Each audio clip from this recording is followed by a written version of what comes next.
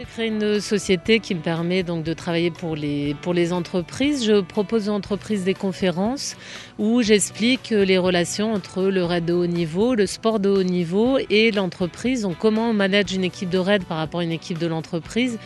Et à savoir qu'il y a plein de problématiques qui sont équivalentes. On parle de projets, donc j'explique qu'il faut chacun avoir un projet fort qui rassemble et qui soit connu de tous.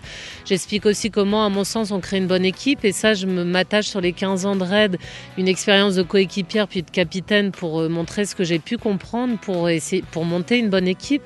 Donc ce qui est les compétences, échange de compétences, le rôle de chacun, la reconnaissance de chacun. J'explique aussi ce que j'ai compris du rôle de capitaine, de ne pas être un leader qui impose tout, mais de quelqu'un qui coordonne, qui fédère, qui impulse, mais qui s'entoure de gens compétents et qui aussi, à travers eux, leur permet de grandir. Parce que le but, c'est que le capitaine ne sait pas forcément tout faire et il doit s'entourer de gens autour de lui qui sont compétents. Et je pense que c'est pareil dans l'entreprise.